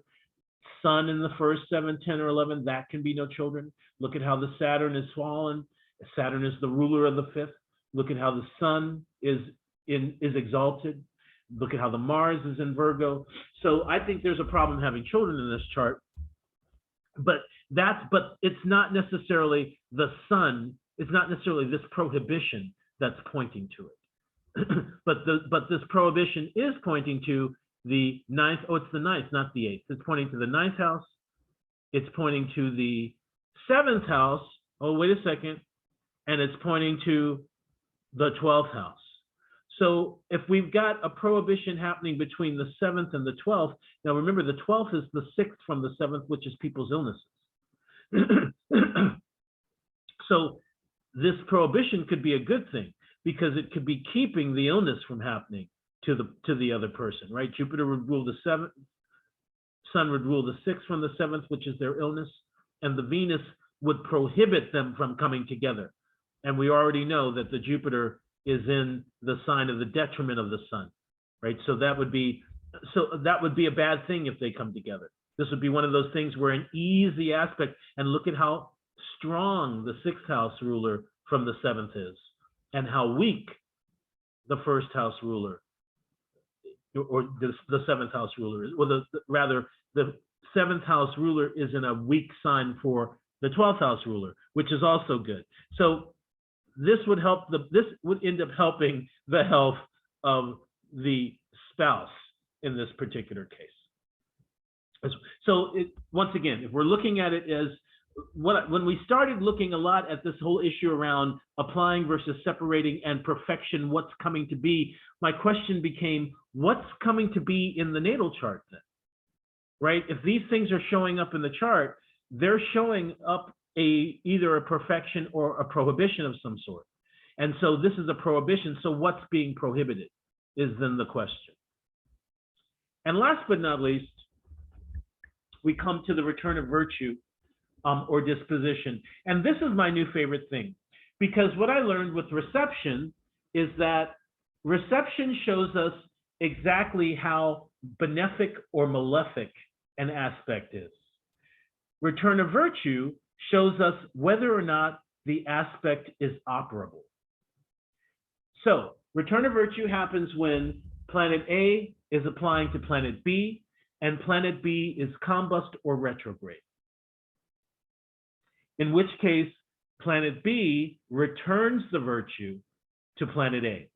So it's kind of like if somebody, it's like if two pickup trucks both have dirt, and truck A goes to truck B, and it says, here, take some of this dirt. And truck B says, you know what?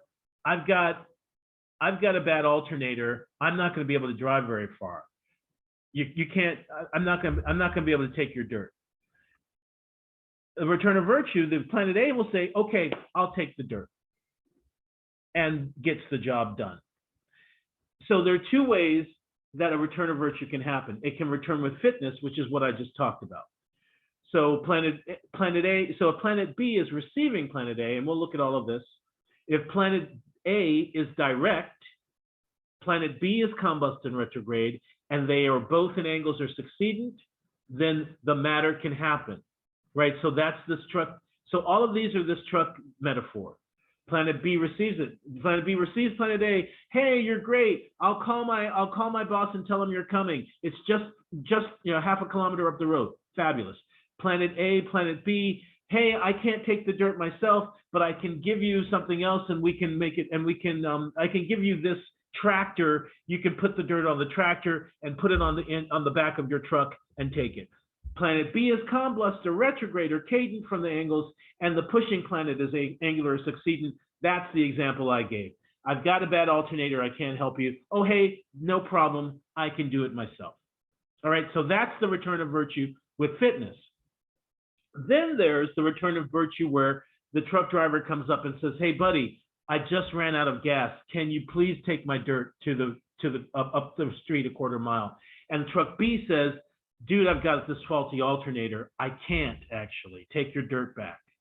And the dirt stays where they both are.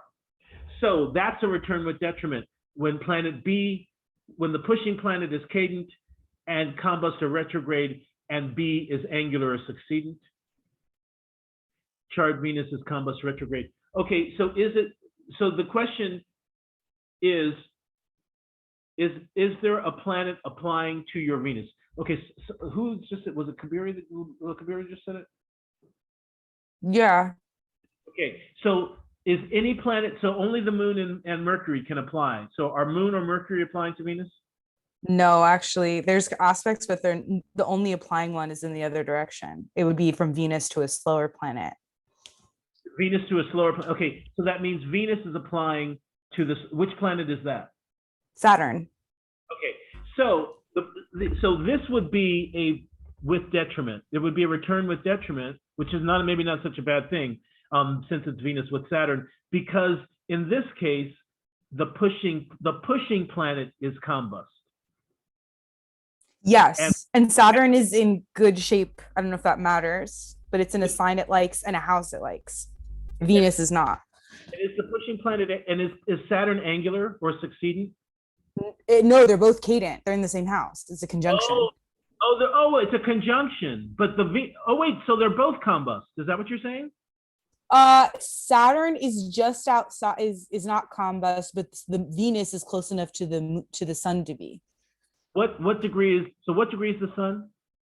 Sun is at 1 Aquarius, which though it's an out of sign conjunction. My other planets are in Capricorn. Oh, okay. Oh, I see. So it's a technical combustion, but not an actual conjunction. I hate those. Yeah. I hate those. So where is the Saturn then? What degree is the Saturn? I was going to ask you about this too, because I didn't know how, if you're using orbs that are wide-ish or not, it's like 9 degrees apart. So Saturn's at 18, Venus is at 27. So it's retrograde combust, and then the sun in Aquarius, the next sign, is at 1st degree. Right. Okay. I would consider them combust, but I would not consider any of those conjunct. Fair enough. This is kind of been my point. This is the other thing for me around combustion, is that I do believe, because combustion is combustion, and it can happen no matter whether there's an actual conjunction happening, right? It can happen out of sign. It can happen out of sign. But in this particular case, I would not consider the Sun Venus to be conjoined. No, I don't either. I was wondering about Venus and Saturn because it's a little far apart, but they're in the same sign and house. Just too far. Which, like, traditionally they're in the same, like, that is a conjunction. Well, only modernly, because Venus has I mean, like, Hellenistic, they're in the same sign.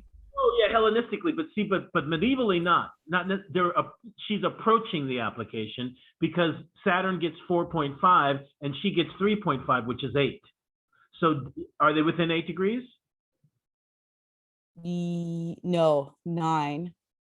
Okay, so you would say she's approaching the application. She hasn't reached it. She isn't applying to him yet. She's approaching the application. So this is where the orbs. This is where the moiety, the concept of moiety of orbs, comes in. Once again, it's not the aspect that has the orb. It's the planet. And so Venus has a total of 7, which gives her 3.5 on either side. Saturn has a total of 9, which gives him 4.5 on either side. So you would add those two. 3.5 plus 4.5 is 8, and that's the extent. That's the furthest away they can be for them to be in contact.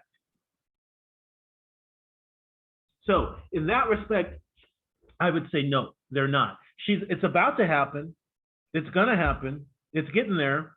And already, like you said, Hellenistically it's going on. What did we just see? Hellenistically, it's within 15 degrees, right? The 3 ways is it can be in the same sign, it can be within 15 degrees, it can be within 3 degrees. Mm-hmm. So you're right. Hellenistically, it would be a conjunction. And same with Jyotish. I mean, it wouldn't be a planetary war, but they would be together in the house. So that's an interesting configuration there. Does combustion matter with an outer planet? Good question. If it's not applying, my Neptune is at 18 and the sun's at 21. Because I really use the outward planets. We talked about this. I use the outward planets more like fixed stars. And I personally, this is just me. I do not recognize combustion of an outer planet. I do recognize it as a conjunction. I do not recognize it as sun combusting those other planets. So that's just because, once again, I don't give them house rulership. And the whole reason that we even care if a planet is impeded or safe or in good condition or in bad condition or combust or retrograde is because it affects how the planet is able to produce for the houses it rules. And since I don't give the outer house rulerships, I don't care. I would look at it as a Sun-Neptune conjunction. I would not look at it as a Neptune combustion. And the separation part, yeah, definitely. The conjunction would affect, the conjunction is going to affect it, period. But remember, it's really far away from the sun. Even though they're conjuncting, they're still not that close in the sky. So, and also, like I said, since I don't really fully look at them as planets anymore, I don't apply all of this other kind of systematic stuff that we're looking at to them. Which is the other reason, also the reason that I don't look at applying versus separating to them either. I don't really care. I don't really care if a planet is applying to a Uranus or a Neptune or a Pluto. I don't really take that into account. It doesn't matter. All that matters to me is, are they in a conjunction, square, or opposition relationship? But I don't look at it, oh, they're separating from Neptune and applying to Saturn or something like that. I generally don't do that. Okay, so here we go. Venus here is combust. The moon is applying to her. However, this is an example of return of virtue with detriment. As you'll notice here, look at number 2. Both pushing planet and B are combust or cadent, which means that if you have even if you have 2 planets that are combust or 2 planets that are cadent, they're not saying combust and cadent. So it says if planet A, which is the moon, and planet B, which is Venus, are combust, Venus is combust, moon is not, but they are both cadent. So both pushing planet, in this case, both the pushing planet and the planet being pushed at are in cadent houses, and that would make this a return of virtue with detriment. Also, in this particular case, the Venus is also combust, so we know that there's a return of virtue. And we also know that the moon is also applying to the Mars, and he's combust, right? And so there's definitely, so that would be an example of return of virtue with detriment. And we see here that the moon rules the 10th house, Venus rules the 8th, and Venus rules the 1st. And already the planet that rules the 10th is in the fall of Venus. So we know already that there's going to be a little bit of, or some type of dissatisfaction with the mother, right? Because 10th house is mother, but also with the work life. There should be problems, there should be issues with the work life, right? Because it's a square creating the stress and the difficulty, but it's an inoperable square. It's a square that's not working. So this could be a person who might not be able to keep a job, might have problems finding a job, keeping a job. Let me see what was the,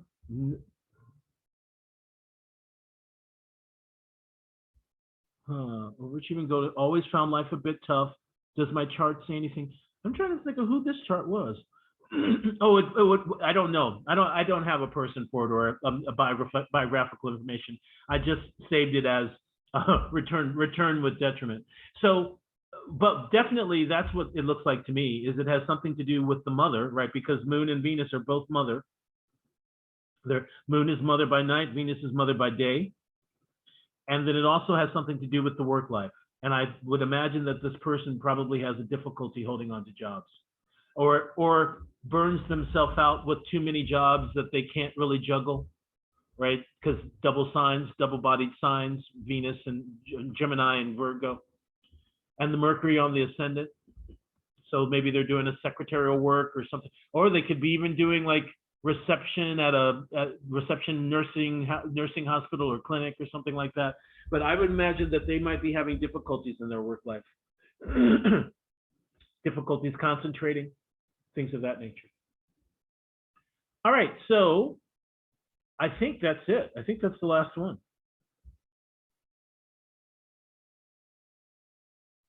That's the last one. Do we have questions? Do we have, or what did we learn today? What did we learn?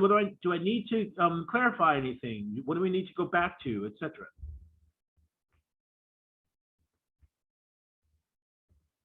Leila Kabiri, what did you get from today?